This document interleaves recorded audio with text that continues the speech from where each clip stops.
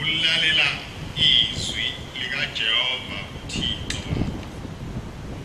Uyakubusiswa emzini, uyakubusiswa nasensimini, uyakubusiswa inzalo yomzimba wakho, nezithelo zomhlabathi wakho, nenzalo yezinkomo zakho, nokuzala kwezinkomo zakho, nemihlambi yezimvu zakho.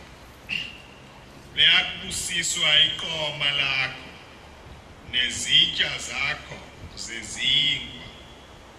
Uyakubusiswa ekungeneni kwakho, uyakubusiswa nasekuphumeni kwakho. uJehova uyakwenza ukuba izitha zakho ezikuvukelayo zibulawe ngaphambi kobuso bakho. Ziyakufikela ngenye indlela, zikubalekele ngezindlela eziyisikhombisa. uJehova uyakumisa isibusiso phezu kwakho ezinqolobaneni zakho, nakukho konke obeka isandla sakho kukhona. Uyakubusisa nasezweni olinikwa, uyakubusiswa nasezweni olinikwa uJehova uThixo wakho.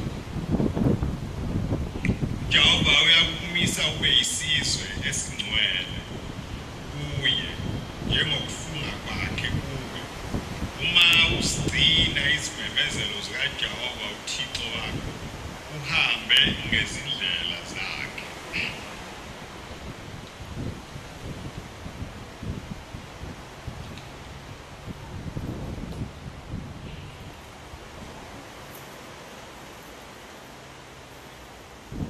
Njengoba sibuthene lapha,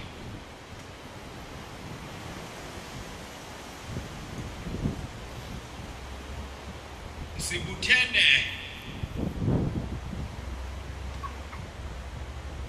ngokukhumbula ukuthi uNkulunkulu wafika kanjani kuleli zwe lakithi.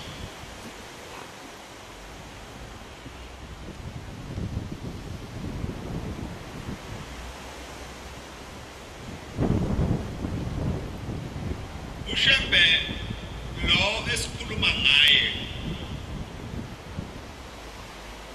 seloku sikhuluma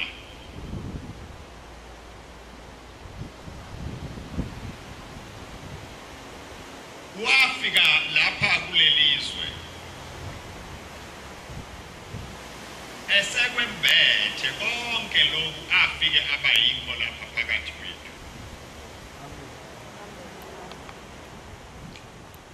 Esasuka khona ezweni lasenhla engakafiki lapha, abantu abambonayo base bekwazi ukuthi lo muntu akafani nabanye abantu. Lo muntu wehlukile, kodwa bengenalo igama abambiza ngalo. Babesho nje izinto eziningi ezehlukene. Kuthiwa ngesinye isikhathi kwakukhona intombazane esekhona le ezweni lasenhla engakasuki uza ngapha ezansi eMpumalanga, eyayigula. Le ntombazane yayinesithuthwane, yayihlala iwe ife njalo, yothi kungasaziwa ibuye. Base bethumela ukuthi akeze uShembe azoyithandazela kulezi indawo ezingapha ngase le ndawo isibizwa ngokuthi kuseqwaqwa manje. wasuka ke eNtabazwe waya lapho.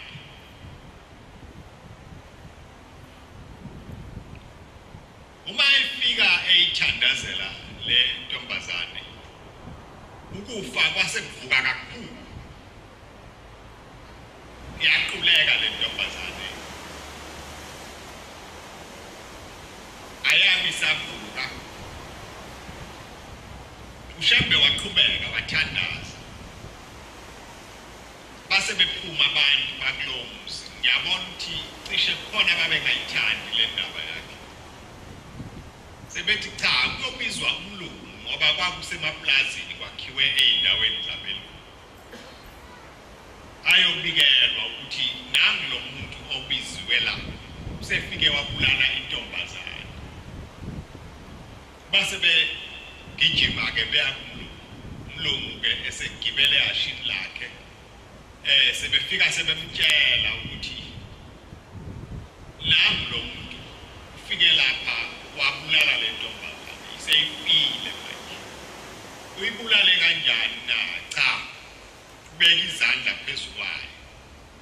Wathi uyayithandazela manje ifile le ntombazane ayisavuki. Wayeseyangena ke lo muntu. Esefika ekhuluma naye ngolaka. Ethi uphuma kuwena ndoda na. Uthi ke ubaba mkhulu uma eNtabazwe. Uthi manje le ntombazane uyibulalela. Uthi cha ayifile iyaphila. Izovuka. Uthi lona ke uthi iyaphila kanjani njengoba iseyithule njena la. Uthi cha ayifile. Izovuka. Wayesethukuthela lo muntu. Esemkhahlela kakhulu ngesicathulo lapha enyongeni. Kodwa uShembe wangasusa isandla phezulu kwale ntombazane. Waloku esibekile, waloku ethandana. Uthe ngesikade yayisiyaphaphama le ntombazane. Bathi ke abaziyo lokhu kufa kwayo kwaphela ngalelo langa, akubange kuphinde kube khona. Ileso sikhathi ke la uShembe aqala khona ukuthi mawuNkulunkulu ethi ngithe angifuni usebenze kulelizwe, hamba uye kulelizwe engithuma kulo.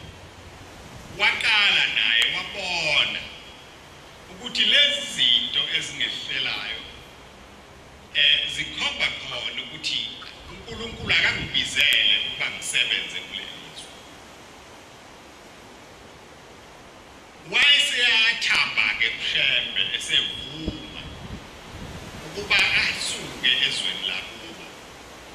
Ashiye abazali bakhe, ashiye nabantwana bakhe eze kulelizwe laseMpumalanga.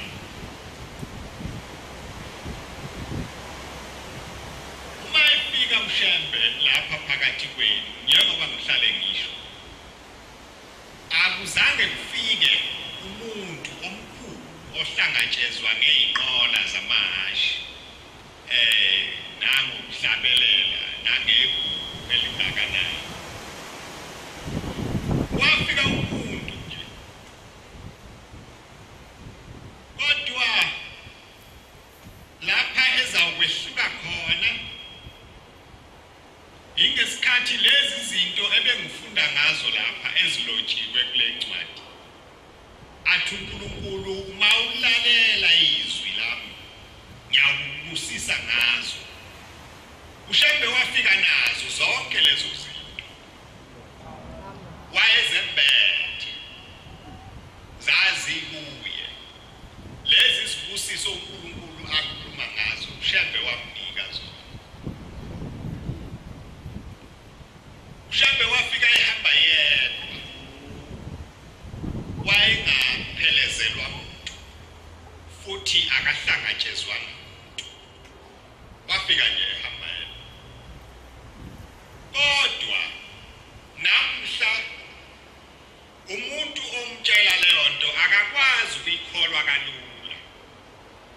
Uma ebona uNazaretha asekhona kuleli izwe laphezulu lilona ngoba akaqondi ukuthi wafika ehamba edwa kanjani laba bantu abangaka pho baphumaphi laba bantu baqhamuka kulesi sibusiso uma uNkulunkulu ekhuluma naye ethi akashiye konke anakho uthi konke okwakho akukho kulelizwe kulelizwe engikuthuma kulo nabantwana bakho uyabafica khona bangangesihlabathi solwandle inhliziyo yakhe iyabanzima ngoba wayenonina enamakhosikazi eganiwe enabantwana ezele enezinkomo njengabo bonke abantu namahashi akhe ecabanga ukuthi lezi zinto zami ngizawushiya kanjani ngizawusala kanjani lezi ingane zami zizokhula kanjani kodwa uthando lukaNkulunkulu lwamehlula lolu uthando inkosi yasephakameni ehlabelela ngalo ethi lujulile lumnandi julile lunamandla njengokufa lwamenza wavuma uShembe wavumani yini le eyavunywa uShembe lokhu impendulo engizoninika yona inkulu kakhulu niboyithatha nilondoloze ngaphakathi kwenu iniphilise ihambe nani kuzo zonke indawo lapha nihamba khona ngoba ingaphezulu kwazo zonke izinto umuntu angaba nazo ukuba lempendulo uShembe akayithathanga nina ngabe anikho uShembe wavuma ukulalela izwi iyona mpendulo leyo isho njalo lencwadi yithi uma ulalela izwi akukho oyawukuswela phambi kobuso bakho uShembe ngesikhathi evuma ukushiya izinto zakhe wayenziwa izwi elalikhuluma kuye lithi woza ungilandele lapha ngikuthuma khona ngikuthuma kubantu bami bayalahleka bayadula kunabantu asebefikile ababafundisa izindlela zabo manje laba bantu angifuni nabo laba bantu angifuni babeduke laba bantu ngifuna bakhonze mina bangakhonzi izizwe bangakhonzi noNkulunkulu bazo ngifuna laba bantu bakhonze uNkulunkulu wabo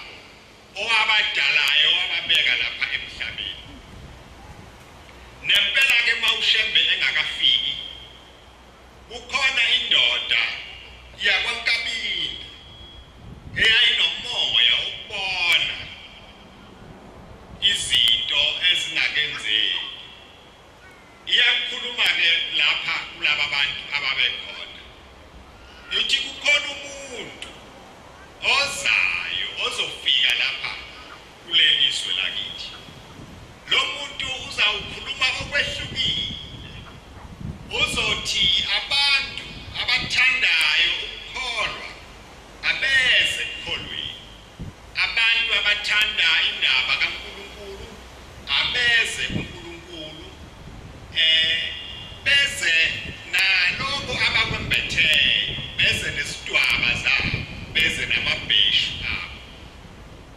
akwaze kwaqondakala ukuthi lo mlungu ozothi abantu abangayiphumuli idwaba namabheshu uzobe eqhamukaphi yena ngoba bonke abelungu abakhona abafikayo bathi akuphunyulwe isidwaba namabheshu babe catshangiswa into yinye kwakwaziwa ukuthi uma uNkulunkulu ekhuluma akakwazi ukukhuluma ngolunye uhlobo lomuntu uma uNkulunkulu ekhuluma ukhuluma ngomlungu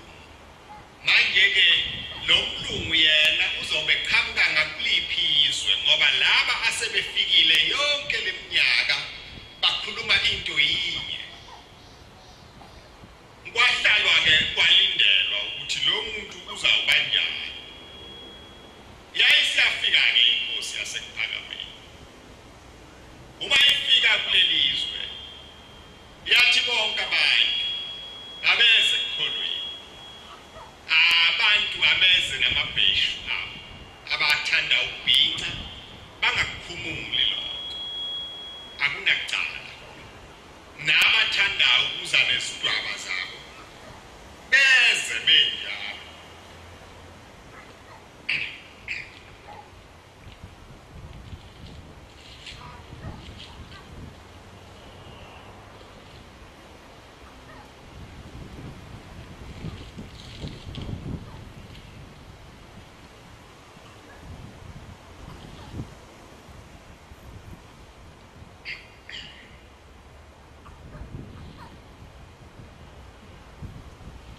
incwadi kaGenesis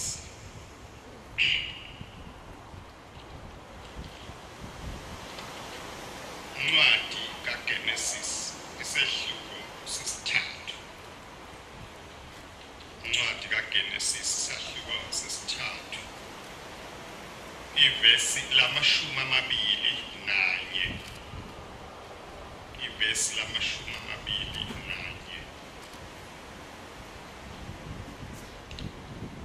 uJehova uThixo wabenzela uAdamu nomkakhe izingubo ngesikhumba.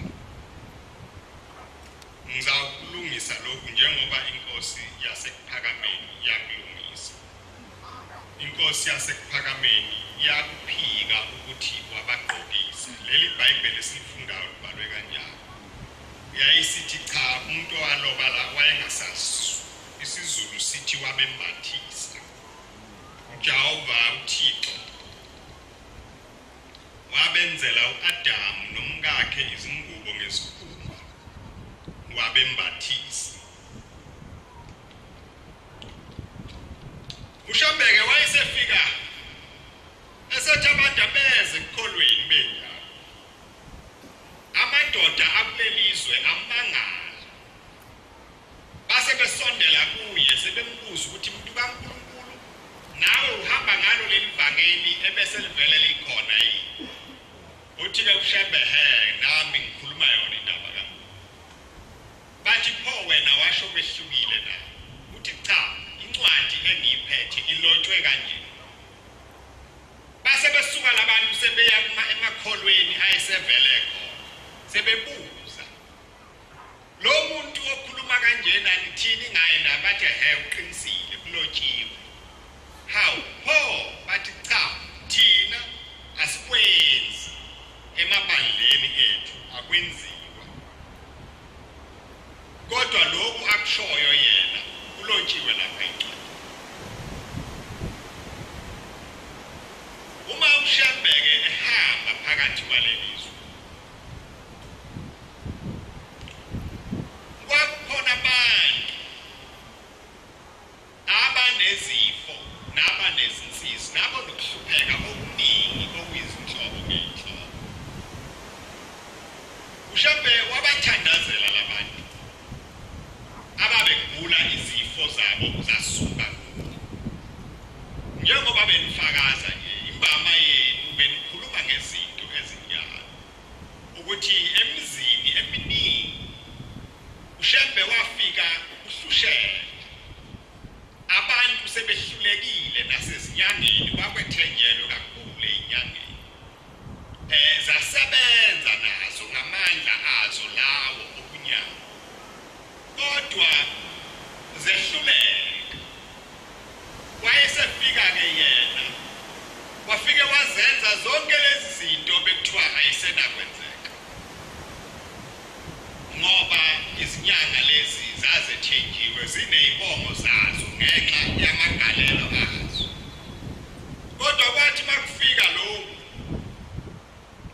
kwafike kwazehlula. Kwafike kwazehlula. Ngoba uShambeke wafika engazihambeli, engahambi ngakukhosha, engahambi ngakuzethemba. Elakhe ithemba lalingabona. Leli zwi elamthumayo lalingabonwa ngabantu. Wayelizwa yena kuphela likhulume naye. lithi akenze lokhu okufanele akwenze. Uma uKristu esehamba kulomhlaba, uma evalelisa uthi angihambi nalutho, akukho lutho uNkulunkulu angithume lona engihamba nalo. Konke ebengikwenza bekungokwakhe, bekungamandla akhe. Manje-ke azawusala lapha emhlabeni, aqhubeke asebenze ukuphela, angeke asebenze kubantu abangakholwayo, kodwa labo abakholwayo kuNkulunkulu, abamethembayo, abalalelayo izwi lakhe, uyasebenza lo moya ebeningibona ngisebenza ngawo. Incwadi kaMaraki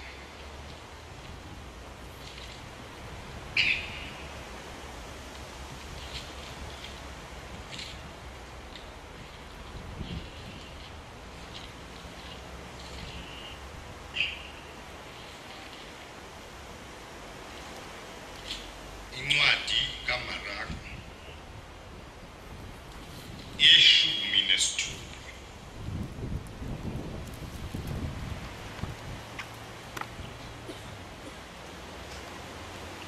Incwadi kaMaraki yeshumi nesithupha, ivesi leshumi nanhlanu,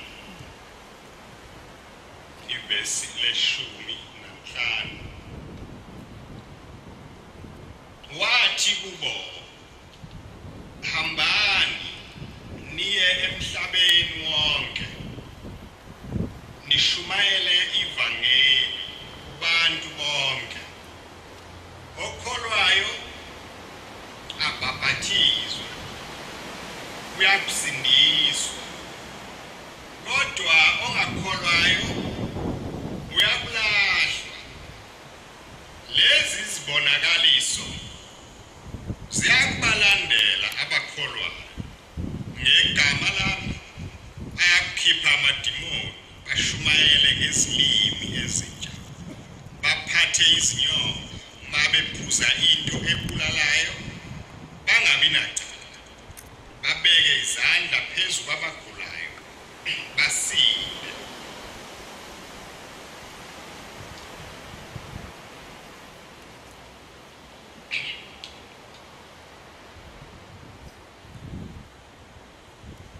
Umbuzo-ke uthi siyawubona ngani ukuthi lo muntu uvela ezulwini na? Siyawubona ngale msebenzi ebesifunda ngayo la, okuthiwa uyawukwenza nokungaphezulu kwalowo mina engikwenzile ngaleli gama.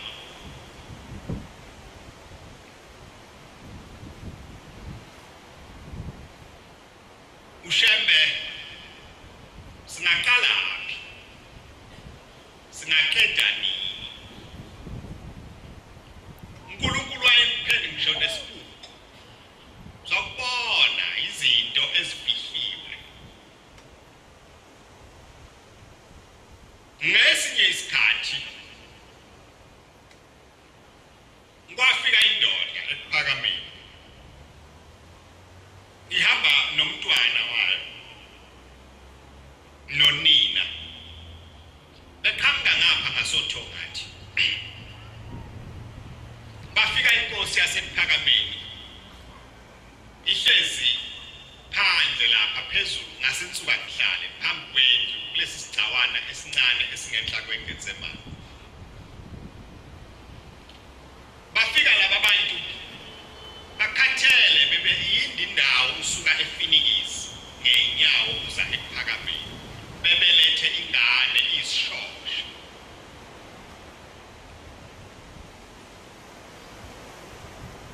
Base befika lapha enkosini yasephakameni, sebeyibeka le ngane. Esikhuluma-ke indoda esithi, awu mfundisi, ngoba kwakungesibo abasephakameni, silethe nayo ingane. Le ngane selokuyazalwa ayihambi, ngicela ukuba uthandazele iphile ihambe. Yathula inkosi yasePhakameni. Yayisiyayibuka le ngane. Yayisithi cha, angithandi ukuyithandazela. Wethuka lo muntu. Hawu, lo muntu kuthiwe umuntu kaNkulunkulu enze kuye. Uthini manje? Awu, yacenga le ndoda yazi yaguqa ngamadolo. Yathi awu Nkosi ngisize baba ngisize. Awu mfundisi ngisize. Waphinda lona lelo zwi. Yayisiyathetha le ndoda. Yalwa manje yakwavuka yathi hawu. Kanti kuthiwa umuntu kaNkulunkulu nje lo. Kanti lo muntu njena na. Lo muntu uyakhetha. Ngoba wayecabanga ukuthi akamthandazeli ngoba enesimo Nazareth. Uma ngifika nengane yami ngikuye akafuni ukuyithandazela. Wathula nje baba wayesesukuma. Esehla eya lapha ngasendlini yezitsha. Esefika siyangena khona. Ngoba isikhashana wayesebuya. Yaphinda le ndoda yancela.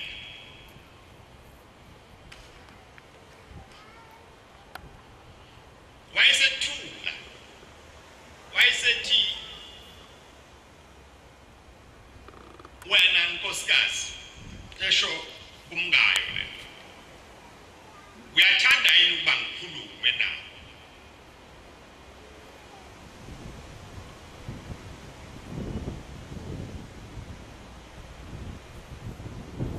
Yayisithi inkosikazi yebo baba khuluma. Uthi-ke uShembe ake ngibuze. Wayikhumbula yini insimu yakho yamadumbe owawilimile phansi kwesihlahla somdoni na? Wathi yebo baba ngeke.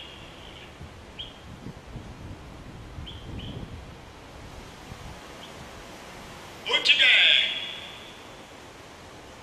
eseza uzalwa lo mntwana kwafika abani kuleyo nsimu na?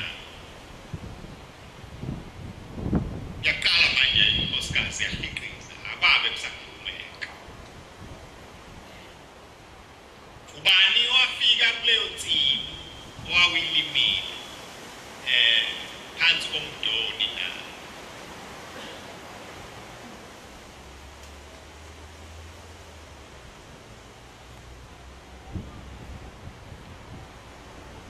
Ababe kusakhulumeka manje. Kwasekuthetha indoda. Isithi hey khuluma. Kanti ufihlela izinto ezimbi. Uthi baba mkhulu cha thula wena. Yayisiyathula indoda. Uthi-ke ubaba mkhulu ngizawukhuluma-ke. Ngoba wena sewuthule manje. Uthi baba mkhulu kwafika indoda. Wenzani naleyo ndoda? Yathula inkosikazi. Asukuma indoda manje. Khuluma. Mfundisi khuluma. Asukuma indoda xosha namanje ifuna ukugcoba manje. Baba mkhulu mbambe. Wabanjwa lo muntu. Uthi-ke baba angifuni ukuyithandazela le ngane wena ndoda. Ngoba akusiye yakho njengoba uyithwele nje. Yalo muntu owafika ensimini yomngako. Njengoba le ngane ihlezi inje ingahambi isishaya. uNkulunkulu ushaya lo mngako ngesono sakhe asenzayo. Manje ke le ngane ayinakusuka. Futhi ayizukuphila izawufa.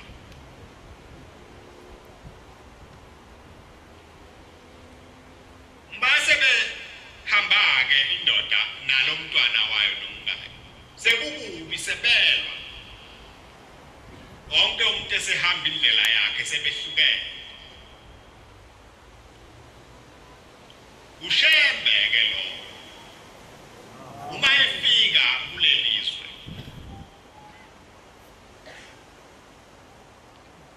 imisebenzi yakhe ayifananga nemisebenzi yabantu abaningi yawethusa umhlaba bonke abantu abambona abakwazanga ukuthi bazawumchaza bathi umuntu onhlobo kunabantu abambona uShembe engakafiki kulelizwe uthe fika base bethi uye inkosi yakwaQwabe lapha eMthandeni yayiboshiwe uMeseli esesiqhingini eSt Helena wayibona inkosi yasePhakameni yafika kuye yathi nyeza ngizawufika uzongibona yembethe izingubo zayo ezimhlophe lezi emzembathayo manje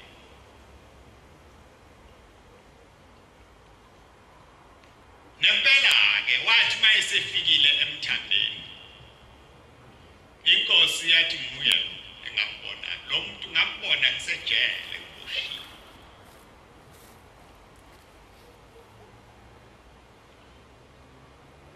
okukhulu kakhulu ebengikhuluma ngakho nengesonto elidlule ukuthi uShembe selokafika akakaze ahambe uloku ekhona njalo amen uloku esebenza njalo njengoba sihlangene sikhuluma ngemisebenzi yakhe asikhulumi ngemisebenzi eyedlula sikhuluma ngemisebenzi ekhona ayisebenzayo selokhu aphuma selokhu akhishwa ezulwini wathunywa lapha emhlabeni akakaze ayeke kuyisebenza lo msebenzi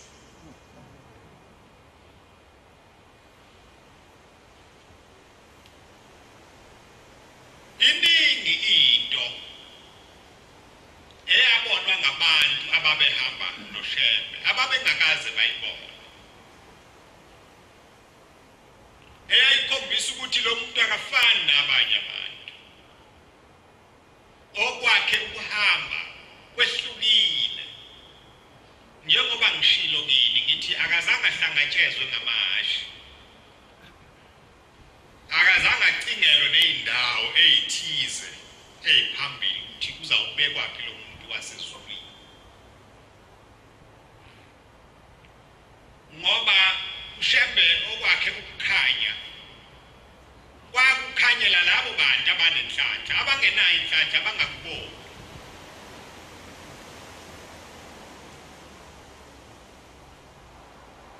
abantu abaningi bafika bengenabo abantwana behlupheka wabapha abantwana abanye wafika begula benezifo okuthiwa azelapheki ngesinye isikhathi uShembe wayehamba ngapha kwaBhoda wayesefika emzini womuntu uJakobe umnqayi wayese ecela amanzi ukuphuza seyisukuma le ndoda isitawa komuntu useyambuza ukuthi hawu wayithuma wena ukuthi hawu akho muntu ngeke nokukhona la ukumfana kuyafa manje-ke ngiyasithuma kodwa-ke ngoba uthi uhamba ngezwi likaNkulunkulu phela ungake uthandaze nawe uma ephila lo mfana ngiyawukupha yena kube ngowakho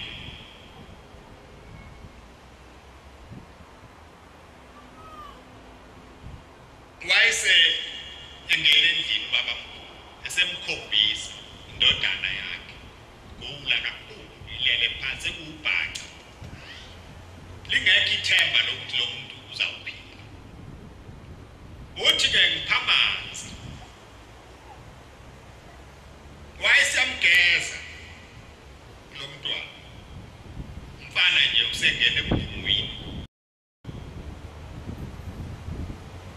wayesemgcoba ngamafutha wacela khona la esehamba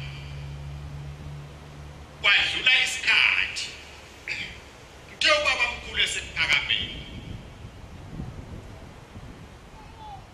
wafika umuntu oyindoda ehamba nomfana wakhe sekhulile nje umfana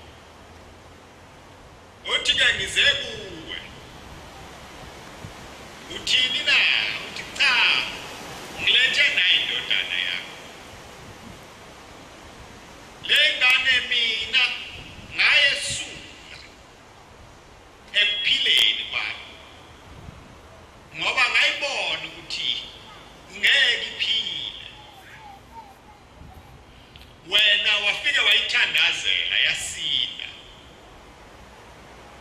manje ke ngiyakunika yona ngoba ngenza isethembiso sokuthi lo mntwana uma ephilile ngiyakunika yena abe ngowakho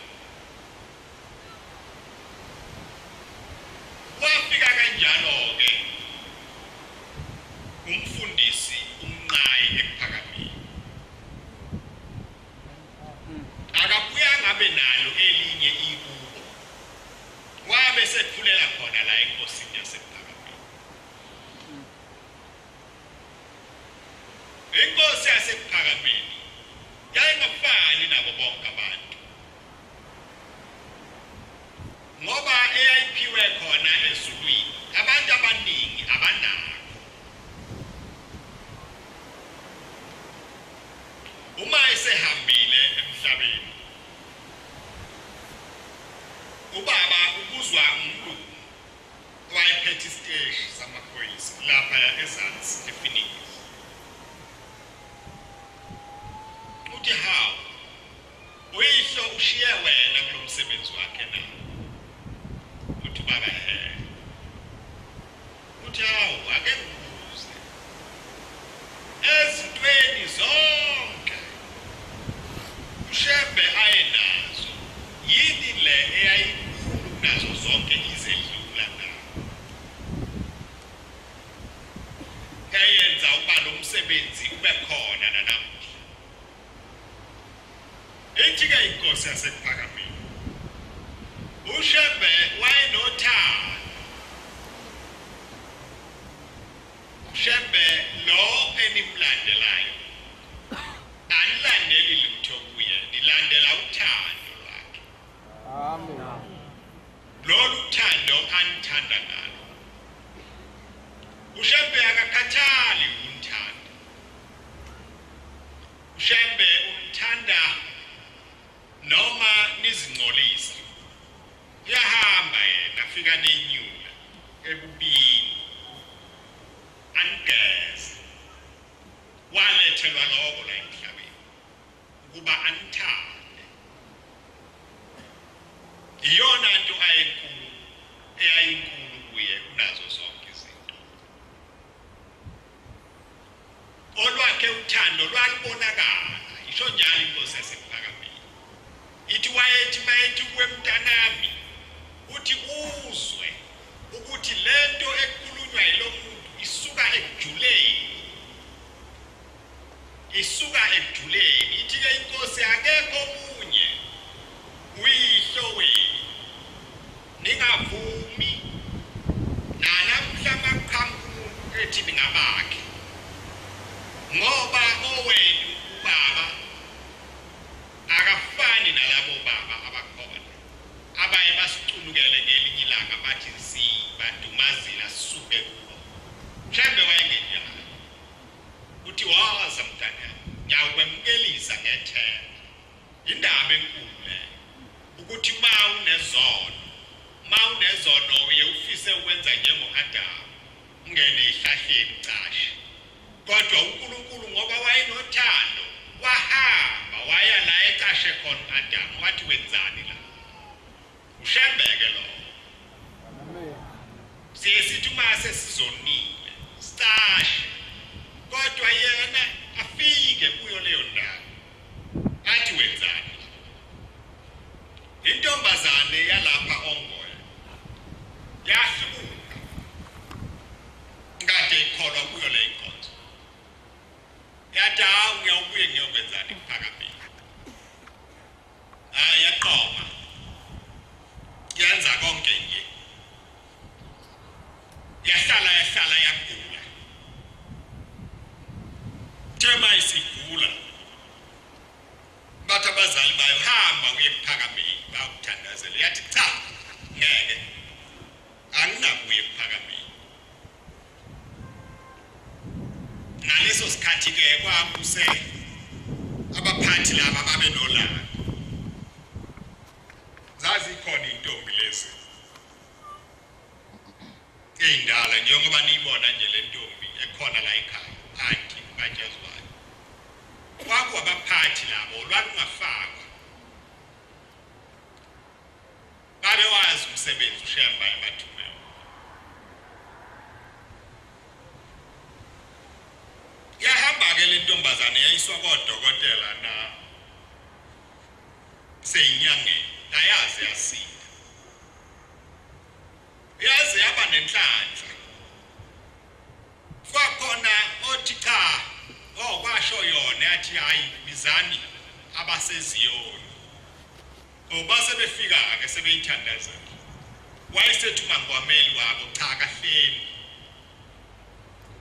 ngibona umoya kaShembe la kule ntombazana yakuphuza yababaza yathi hawu umbona uShembe ngoba kade mina ngayilahla indaba kaShembe seyihlukana na wathi uMongameli waseziyoni cha khona isandla sikaShembe la kuyo akho umuntu ongakuthandazela wena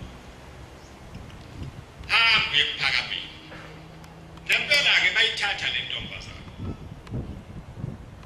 bayibiza amanazana ethi ayithandazele yaphila lo Shembe ke nimlandelayo enhlangene naye nonke akasiyo indaba elula akasiyo nendaba encane futhi asikakhulumi ngaye ngoba sisakhuluma ngaye ngalolu limi lwethu kuphela uShembe kusazokhulunywa ngaye ngazo zonke ilimi ezikhona emhlabeni baningi abantu abaye bafike befuna ukwazi ukuthi uShembe wayezokwenzani emhlabeni uShembe wenzani kanti lo Shembe yini wenze njani le ngubo emhlophe namhla esikhula kangaka egcwele umhlaba iphumaphi ingubo kaShembe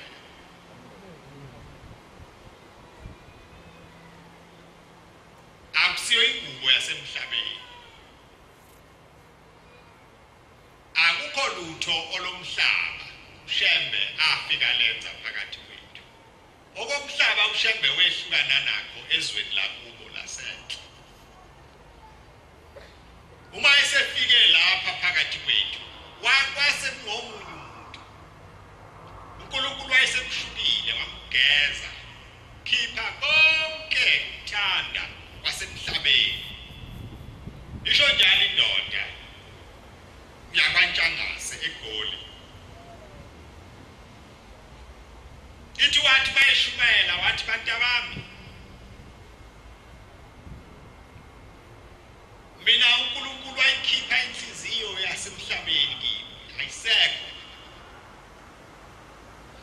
uthi noma ngibona intombazane lapha phambi kwami akuze kungasho lutho uthi ngeke ngithinte nangesandla uthi ngoba uNkulunkulu wakukhipha ukuba umuntu kimi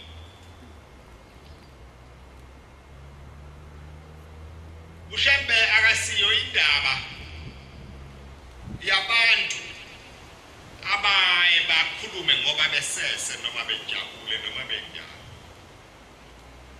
uthi lolu hambo lwami alifani nezinye indlela lolu olosizi nenyembezi manje ke umthandazo wami munye ukuthi mhlekazi hamba nami ungangishiyi kuleli hlala ngani na ngoba wafika uShembe inhliziyo zethu zisebumnyameni ile namhlanje uShembe ayithume ukuba azolikhanyisa asenze ukuba sivume ukusondela ekukhanyeni kwakhe.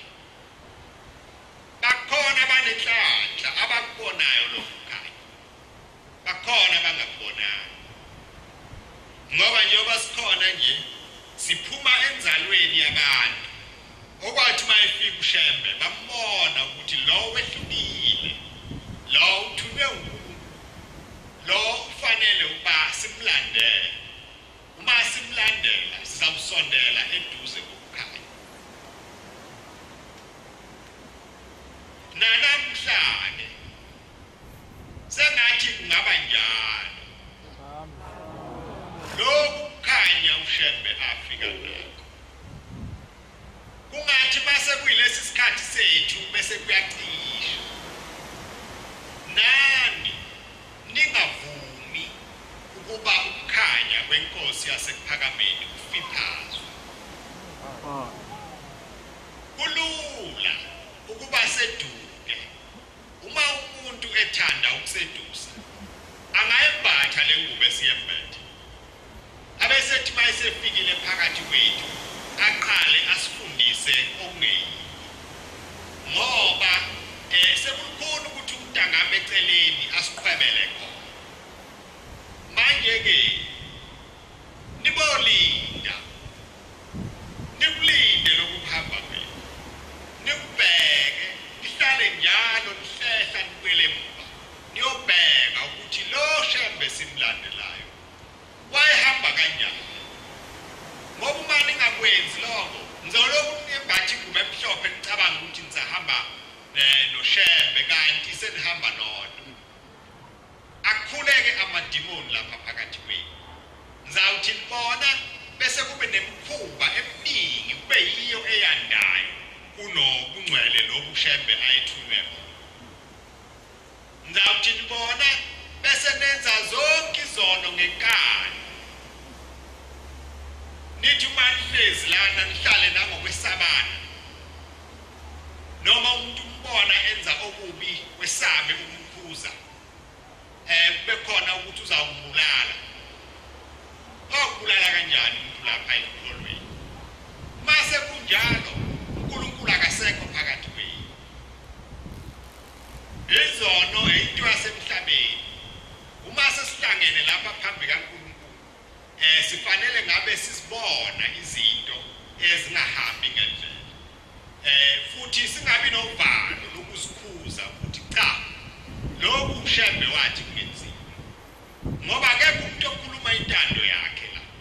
Lana kukhulunywa intando eyodwa. Intando yasezulwini kaNkulunkulu.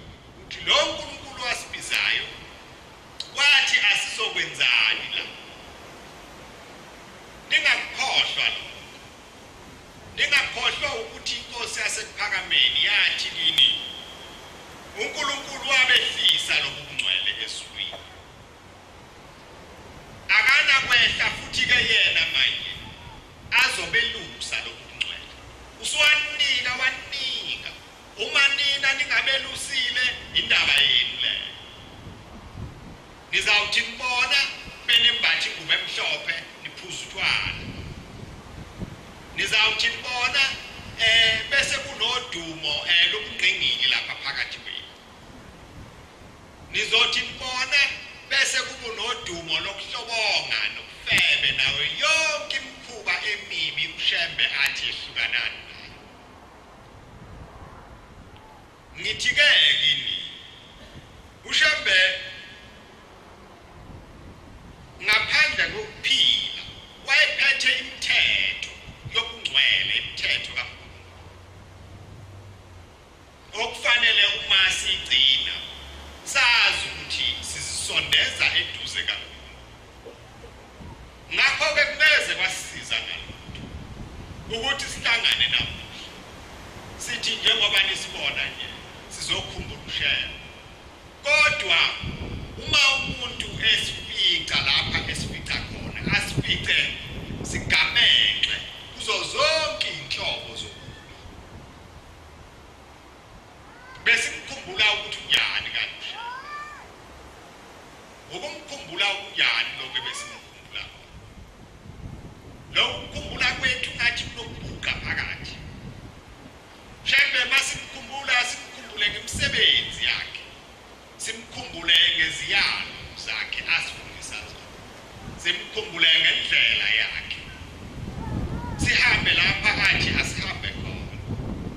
ngoba konke asifundisa kona wayengasifundisela indaba ephela lapha emhlabeni, wayesifundisela indaba ephela ezweni elizayo. Lapha ezweni elizayo kungena bani, abantu abanjani abaya lapho.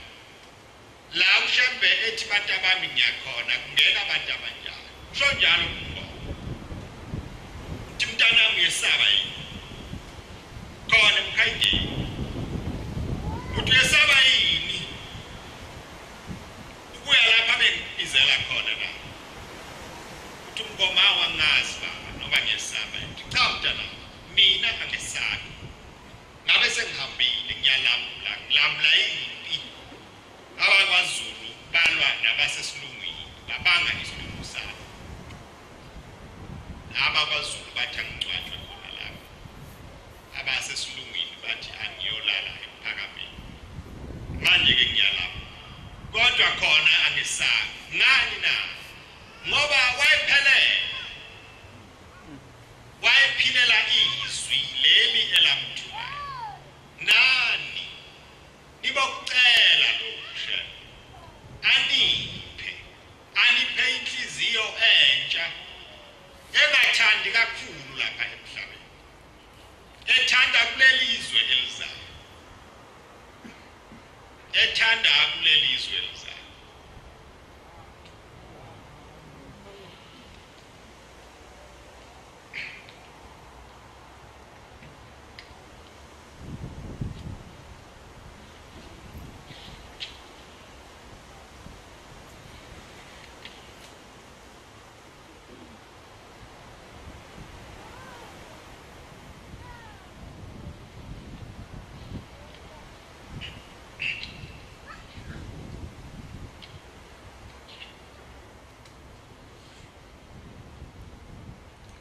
Ngoma yekhulu namashumi ayisishiyagalolunye nesihlanu.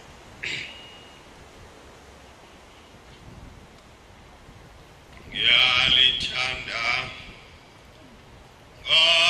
ngobulizwa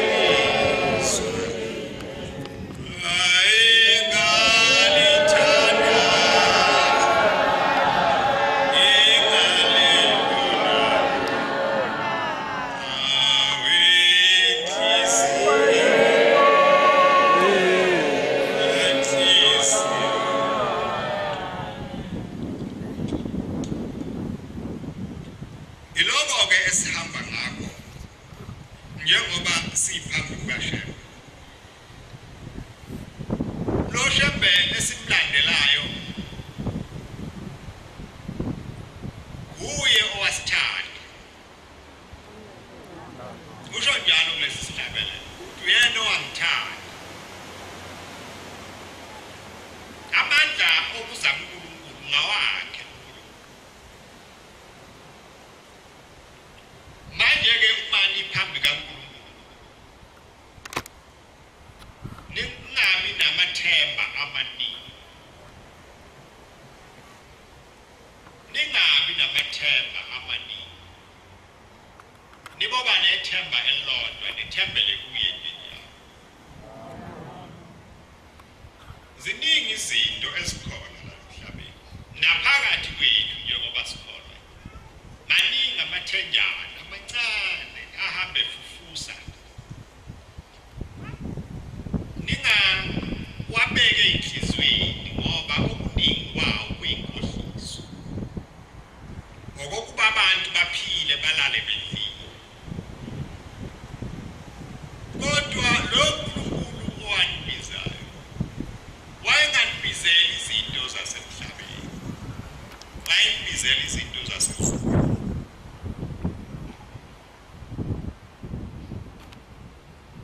wayengibizela leli zwe ebesihlabelela ngalo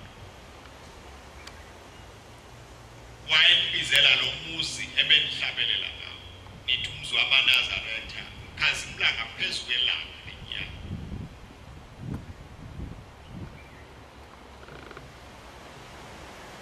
akukho okunye ningakhohliswa muntu noma bangaqhamuka abantu abangabagagu nakanjani mabe ngakhulumi indaba kaShembe nibokwazi ukuthi baqala ngani ithe incwadi ke zonke izibonakaliso zobungcwele niyozibona manje ke ikuphi uShembe angakwenzanga phambi kwenu Shembe wavusa imizi seyifile abantu abancane nabakhulu nabantumzane wayevusa izililo zonke zazikhalwa kulomhlaba uShembe wafike wazesula inyembezi zazo Shembe wafika nethemba kubantu sebedelile bethi uNkulunkulu balahlile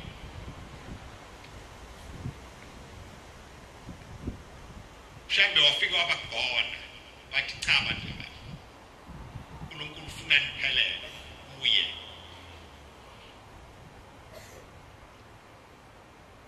ngitheke kini imithetho yakhe uShembe niboyazisa nikhumbule ningayilahli ngoba iyona esisondeza ebungcweleni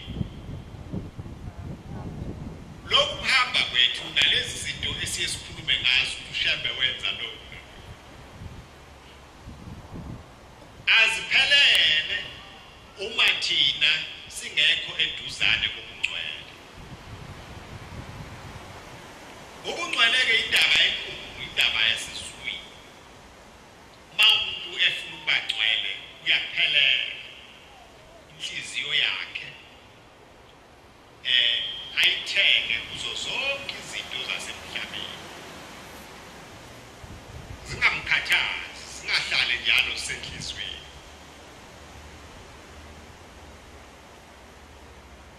ethi inkosi yasekuphakameni babe senhlangakazi ngomunye unyaka inkosi yayisimemezela baba mkhulu ukuthi namhla kuzawuba nenkonzo yokuthula le nkonzo ke yayihlala ibekho abese ebemukelisa ubungcwele babe bakhuphuka abantu bafike bahlale balinde wonke umuntu ahlale alinde bayazi ke abantu abadala balapha emphakathini kwenziwa njani uma kusezulwini bahlala abantu balini uthi ke ubaba ngangisemfishane ngalesi sikhathi ngangazi ukuthi kwenzekani uthi kodwa sathi masihleli lapha entabeni uthi kwaqhamuka ibhola elihle eliwukhaya uthi laqhamuka lapha yangasentendeni layo inkosi yasePhakameni itendeke lenkosi yasePhakameni lali lapha la sekwakhe khona eduze kwabefundisi uthi yakhuphuka lento uthi yafika phezu kwabantu uthi yehla basukuma bonke abantu baxuma bebamba wonke umuntu eyithanda lento efisa ukuba yehlele kuye uthi kodwa bathi babethi bayabamba behlanganisa izandla ibisikhuphuka iye phezulu ibuye iye ngakolunye uhlangothi emakhosikazini naseyintombini nasemadodeni ifika yehle lento basukume bonke abantu kanye kanye uthi baba ukuba abantu base bebaningi njengoba nani baningi nje ikhuluma le ndaba uthi abanye abantu babezawulimala ngoba babezawunyathelana abantu kwasho ukuthi ke abantu babengekakabi baningi kakhulu uthi kwehla lokukhanya kuhle akekho ongakuthandi wonke umuntu uyafisa sengathi angakubamba lokukhanya kwehlele kuye uthi basebenza abantu kakhulu baze bajuluka uthi buyikhuphuke lento ibuye yehle uthi kubaba ngoba mina ngangisemncane ngabuyela eceleni uthi ngabuka uthi ngoba ngesikhathi iqala lento yaqhamuka kwaba sengathi bese ngilele sekufike lokuthola uthi kodwa kwathi makusuka lesi sidumo sabantu besukuma bonke ngase ngiphaphama sengibona ukuthi hawu kukhona ukukhanya okwehlela phezulu kwethu inkosi ayingekho yayisetendeni layo basebenza abantu kakhulu lokukhanya kungabanjwa umuntu kuyakhuphuke kuyephezulu kwagcina kungabanjwanga muntu uma isifikile inkosi yasePhakameni uthi bantu abami naliwe bantu abami naliwe anibanga nayo inhlanhla uthi lokhu kukhanya bekuvele ezulwini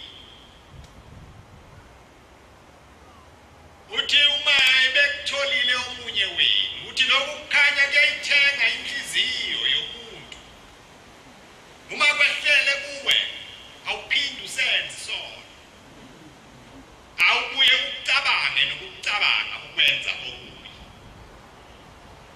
kuyamthenga umuntu umsuse emhlabeni acabange uNkulunkulu kuphela acabange ukwenza okuhle kuphela uthi ke kodwa abantu abamanibanga nayo inhlanhla naliwe uthi ke ubaba abantu bakhala uthi kwasa ngakusasa abantu bengadli ngisho ukudla beyizidumbu bengathandi lutho nokukhuluma bengakuthandi ngoba yayinhle lento bonke bethanda ukuba bayibambe kodwa ayizange ithole indawo uthi lento njengoba ibiyehla abantu abamphezulu kwenu ibifuna indawo ayazi ayithole yedlula emakhehleni yacabanga ukuthi mhlawumbe indawo izoyithola yangayithola yaya emadodeni yangayithola yaya insizweni yangayithola yedlula yaya entombini yangayithola yaya emakhosikazini nakhona indawo yangaze ithola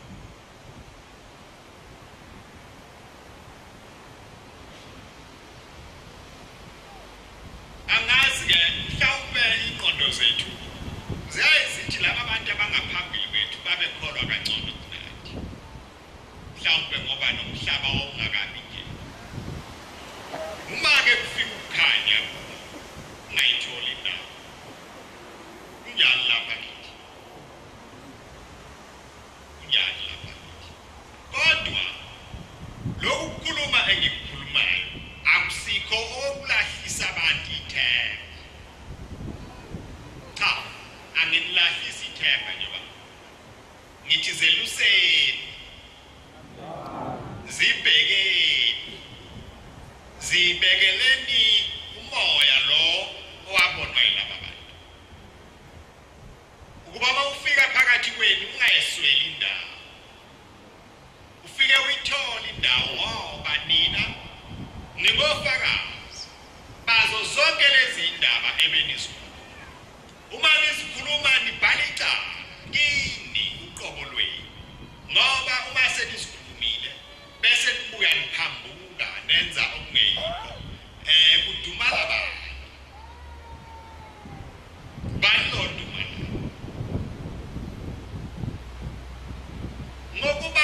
ngokuba shembe ngabe nihlala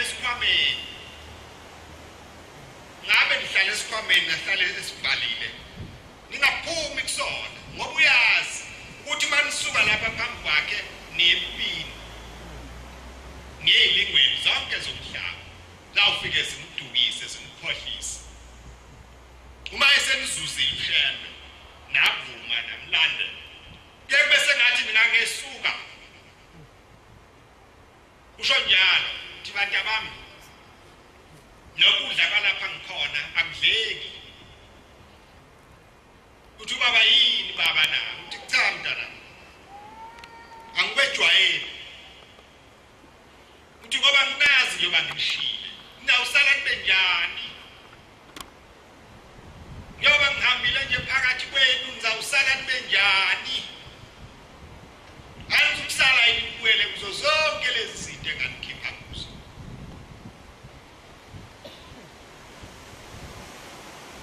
ubani phakathi kwenu oyafisa ukuthi mayeseyilimile insimi yakhe abesethi ngathi kungafika iy'nkawu zibeningi zidle ziyiqede manje mshembe uzawudla kanjani uthi ngoba abantu abami niyangihlubuka emini niyahlubuka nasebusuku niyahlubuka manje umoya wami awuphumuli ngihlale ngifisa njalo ukumbona ngoba nginazi ukuthi usathane unicuthelaphi kuphi la usathane ehlezi khona enilinde khona ukuba manisuka phambi kwami anithathe aniphulule amakhanda anikhohlise aniyeke aniyise ebumnyameni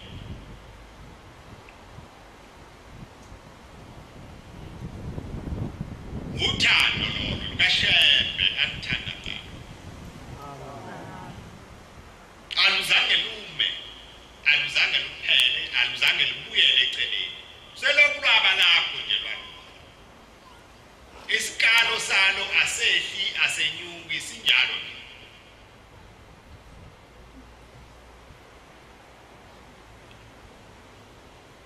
ngomunye unyaka ubaba wagula uthi wayeneminyaka mangaphosisi ewu-8 noma engaphezulu phathwa isifuba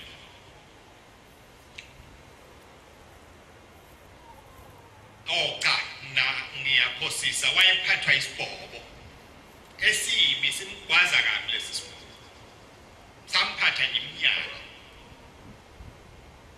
uma eyobikelwa ubaba mkhulu ngesinye isikhathi lesi sibhobo simqinile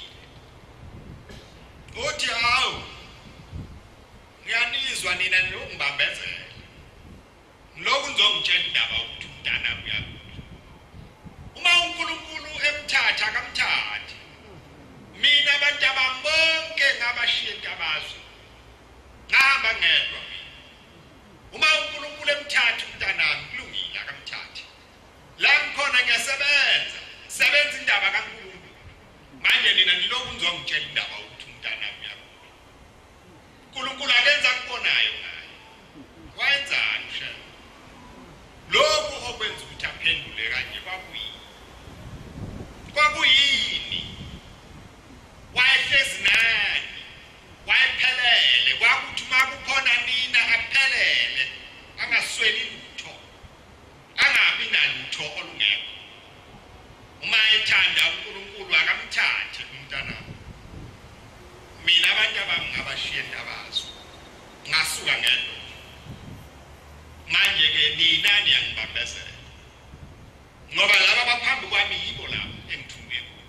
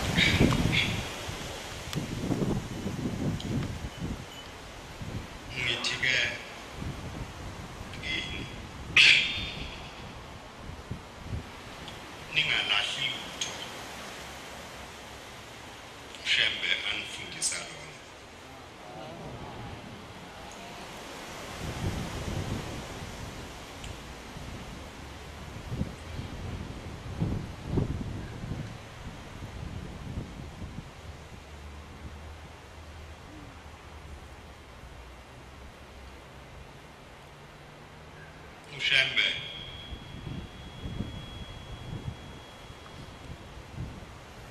ayikho into athi mayesehambe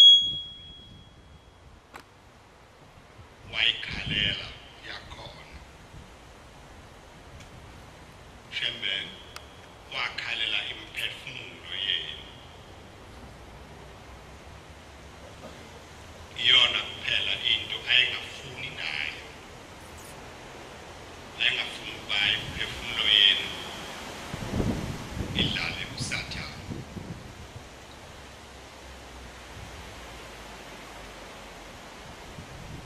uma kunezinto eningazixoxa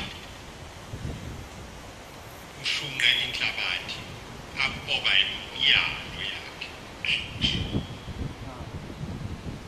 imiyalo kaShembe ngasuki kuyo mani igcinile akukho lutho oluyonihlupha lapha emhlabeni nendlela eya ezweni elizayo ngeke ibe likhulu iyawuba lula Ushembe ulindele unamukela agcwalise konke anethembisa kona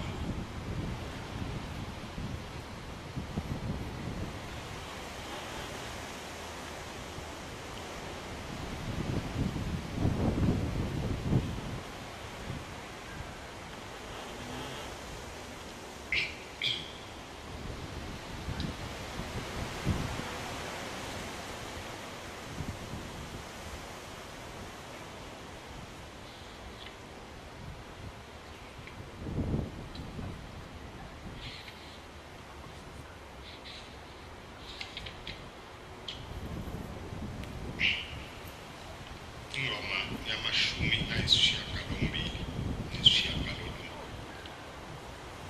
Nkosi Busiso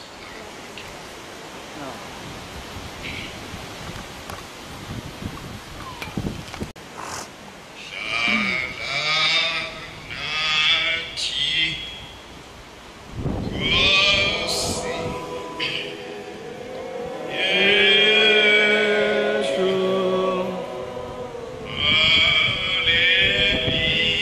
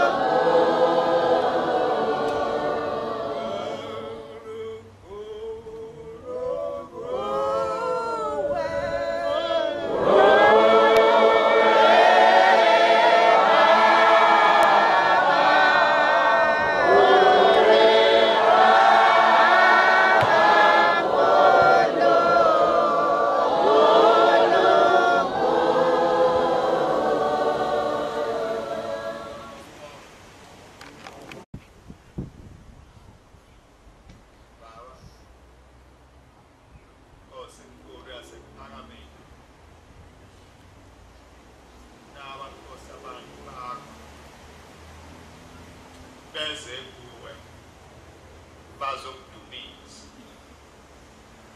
Siyacela Nkosi yasePhakameni bawusemukele ngethemba walobe Nkosi amagama ethu encwadini yakho. Nkosi siyacela bawusigeze izono zethu zisuke kuyithi, usenze Nkosi sihlambuluke sifane nawe. Uyayibona Nkosi inhliziyo yabantu bakho, iyathanda Nkosi ukusondela kuwe. Siyacela ke Nkosi wasePhakameni bawuyihlangamele, ingalibali, ingalijaziswa izinto zasemhlabeni, ingalijaziswa nangisathana. Ithemba Nkosi lethu linguwe, umsa wakho Nkosi awehlele kithi ngesikhathi sonke. Lokhu kuhamba kwakho Nkosi kuyesinda, kepha Nkosi siyacela ungasalele emuva. Siyacela ukuba sondele inyaweni zakho. Siyacela Nkosi ukunyathela lapha unyathele khona. Siyacela Nkosi uba usiphathe ngezandla zakho. Siyacela Nkosi ukuba inhliziyo yethu ibe ngeyakho. Wenze wena Nkosi lokho okuthandayo ngayo. Umsa wakho Nkosi nothando lwakho nodumo lwakho alukwembathe Nkosi lokuhamba esikuwo. Usikhumbule ngeyikhathi zonke, ungasilibali. Ungasuki Nkosi phambi kobuso bethu size sibone Nkosi okubi namadimoni. Masibone wena Nkosi ngesikhathi sonke. Usikhumbule Baba, singabi ngabadingi, singabi ngabasweli. Ukhumbule konke Nkosi esinako. Ukhumbule imbuzi yethu nenkomo yethu. Kwande Nkosi noma silima emasimini, kube khona isivuno esihle. Usiphe Nkosi ukuthala, unciphise Nkosi inhliziyo yokubona, wandise Nkosi inhliziyo yokuthakasela neyokujabula. Jabula kwethu Nkosi kungabi ngokwasemhlabeni, kube ukujabula okuza kuwe wena lapha ukhona. Siyabonga Nkosi umsa wakho nothando osithanda ngalo. Sigcineke Nkosi ethembeni lakho ngesikhathi sonke. Thandaza kwethu Nkosi konke akuze kuwe ngesakho sona isandla nanini sekwephakade. Amen.